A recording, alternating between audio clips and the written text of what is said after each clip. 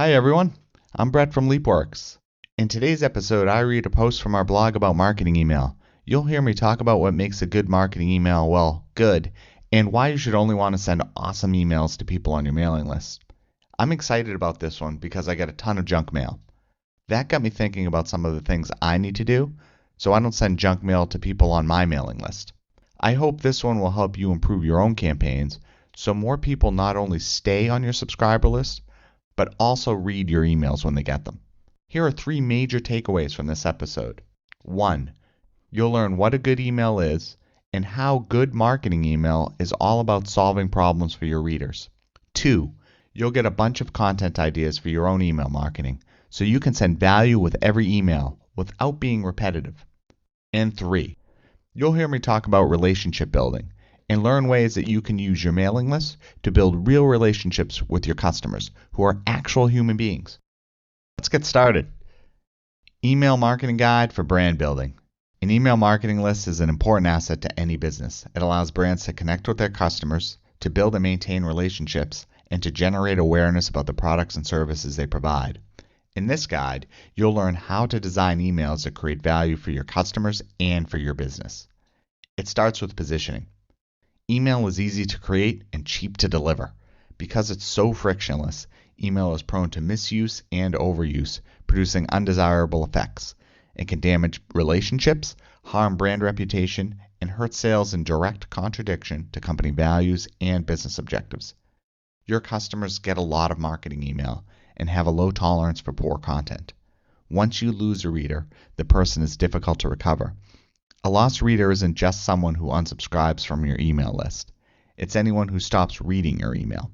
When you send a physical letter through the mail, you haven't actually delivered your message if the person throws the unopened envelope in the trash. Before sending any email, it's important to establish some ground rules for yourself. So your email will get read when it lands in people's inboxes. If you don't, you risk spamming people with low quality content, prioritizing frequent delivery above value. With every email you send, you must do one of 2 things or both. First, solve a problem for your readers. Your email has to solve a problem for your readers. This includes new product announcements and special discounts when you genuinely believe your customers will find them useful. You can also use email to teach readers how to get more use out of a product or service they already purchased from you. Email marketing, when done well, solves problems. Solving a customer problem is not so widely defined as to include daily attempts to access customer wallets through 50% off sales that never end. That doesn't solve a customer problem. It creates one in the form of spam. The unending sales create fake scarcity as a reason to send lots of emails. They also devalue your product if it's not overpriced in the first place. If you have to sell something at 50% off every day, make 50% off your regular price. Second, build relationships with your readers. Brands are a lot like people. They have identities, personalities, and values. Customers can develop loyalty to brands.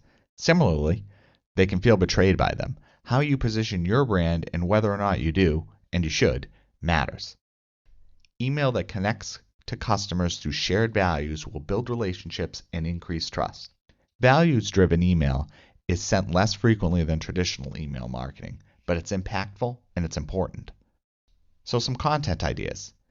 It can be hard to identify good content for email marketing and solve a customer problem with every email you send. Not every company can be like Amazon, with millions of household items for sale that people use every day.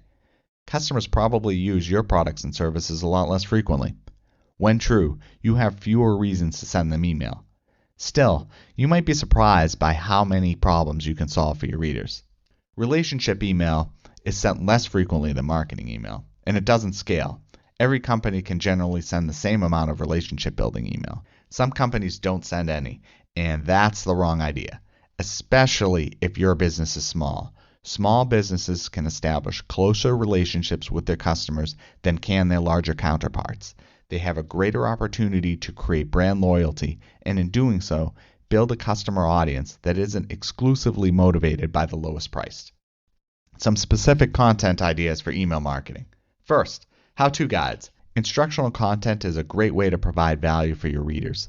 Their desire to learn from you isn't contingent on them being in the market to make an immediate purchase. How-to articles and videos are a great way to keep your business in the hearts and minds of your customers. To do so without asking builds reciprocity. Treat people well, and people will treat you well. When you share instructional content through email, it's not often that you're making a how-to guide part of your email. Instead, you're linking to it at your website, on YouTube, or somewhere else. For this reason, instructional content is a great way to get people engaging with your brand across multiple channels, allowing you to reach your audience through multiple mediums. Any business can do this. Take a moving company as an example. People don't relocate a lot, but they do pack and unpack a lot. They move seasonal clothing in and out of boxes. They repeatedly store, use, and store holiday decorations. A moving company could make videos that help people pack and unpack efficiently and make better use of the space they already have. The same company could share tips for moving furniture within a home to minimize the chance of damage. In other words, moving expertise can be applied to multiple use cases that people engage with more frequently than house relocation itself. Next, number 2, checklists. Checklists are useful. They provide ordered steps for completing a task without demanding a lot of thought. They translate well from the digital world to the physical world. Depending on a task, a printable checklist can be more useful than an instructional video. It's not often that people buy generators for their home. They're rarely used, typically only during extended power outages. However, they do require maintenance. For example, the gasoline they use can get stale. Your customers might not know a lot about engines, but a checklist will help them assure their generator runs when they need it. It'll have a secondary benefit of improving the reliability of the generators you sell because more people will maintain them. That's good for your brand reputation. Number 3, holidays and seasonal. Holidays account for between 20% and 30% of average retail sales volume. They're a great time to send discounts because your customers can actually benefit from them, even if they're not in the market themselves. They're buying gifts for others. If they're happy with the products and services you provide, your customer might want to gift that same happiness to a friend or family member. Fracture sells photos printed on edge-to-edge glass. Their emails are attractive and simply worded. At holidays and on special occasions, they notified customers about limited time sales. Fracture's discounts are scarcely offered, so when customers receive email from Fracture, they read it. There are more holidays than the holiday season at the end of the year, but use them sparingly. Too frequent discounts will hurt your brand. Customers will start to see your sale prices as your regular prices. When they do, all your email marketing will find its way to the spam folder because your email will have stopped solving a problem. Hullo sells heavy pillows filled with buckwheat hulls. Their product may be differentiated from other pillows, but people don't buy pillows every day. Hullo knows this, so they send emails infrequently. When they do send email, they're pretty and offer a sale. Customers read Hullo's email because it's infrequent. Make customers part of your brand. Your customers want to be heard and to feel valued. Thanks to the internet, it's easy to include your customers in your brand experience. Send them an email that encourages them to ask questions, then feature their name when you answer it in another email or on another marketing channel, like YouTube or Facebook. Encourage your customers to share pictures of themselves using your product or service, then offer to tag them on Instagram or Twitter. Let your customers be part of your brand experience. In doing so, they may even become your ambassadors. Again, the theme is treat your customers well, and they'll reciprocate. Special events. Email your customers to let them know you're providing a free webinar or answering questions. The internet has made everyone a lot more efficient. As a result, businesses engage in less person-to-person dialogue with their customers. Send an email to your customers and offer some in-person time. Let them send their questions in advance, so they know the content will be relevant to them. Break the mold, develop connections, and build your brand reputation, all while providing value to your customers. All right, we talked about some marketing ideas. We're going to talk about some relationship building content ideas now. Number 1, charitable giving. As a business with an audience, you have the power to unite people around a good cause and make the world a better place. I know it sounds silly, but every little bit counts, and charitable giving is a great reason to email your customers. If your business donates to a charity, share your story with your customers so they know how you're spending some of the money they give you over the course of your relationship. You can also invite your customers to give with you and offer to match their contributions. You might even donate a percentage of your sales to charity. Include your customers in the experience and make a bigger impact in the process. Birthdays. Everyone loves birthdays. If you know a customer's birthday, send them a note to say happy birthday. You don't need to offer a gift card or a coupon. It actually sort of cheapens the experience. Instead, just extend your well wishes and thank them for being your customers. Holidays.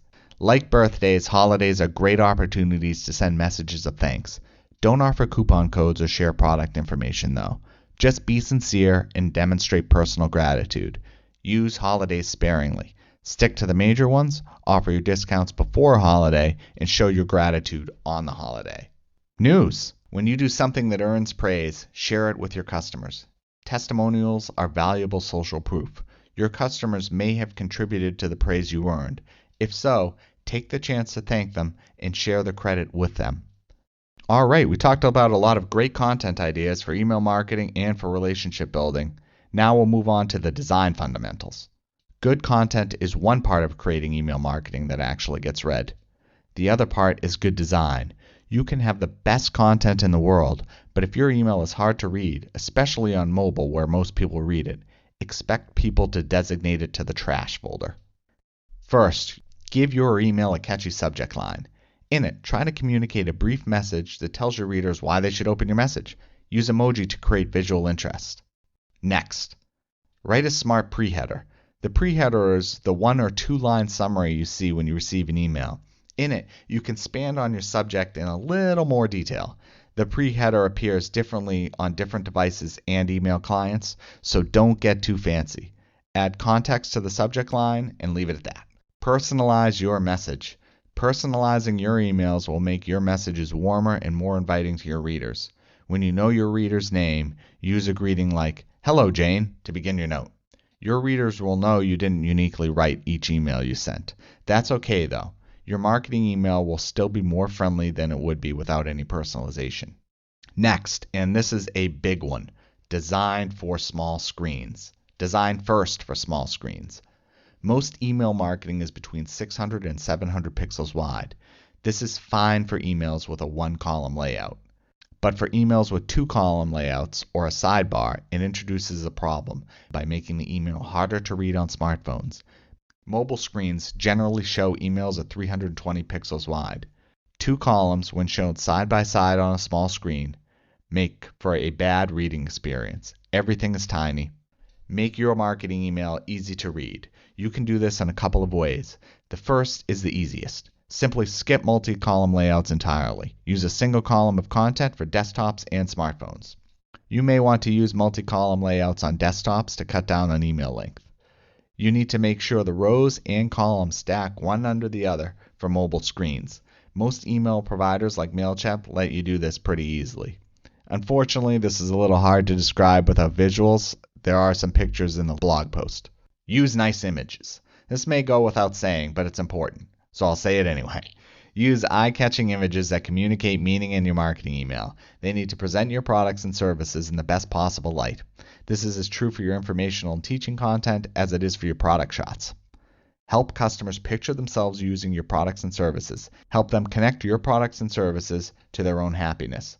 The internet is full of free image resources you can use in your marketing email. Unsplash and Pexels are 2 of the most popular.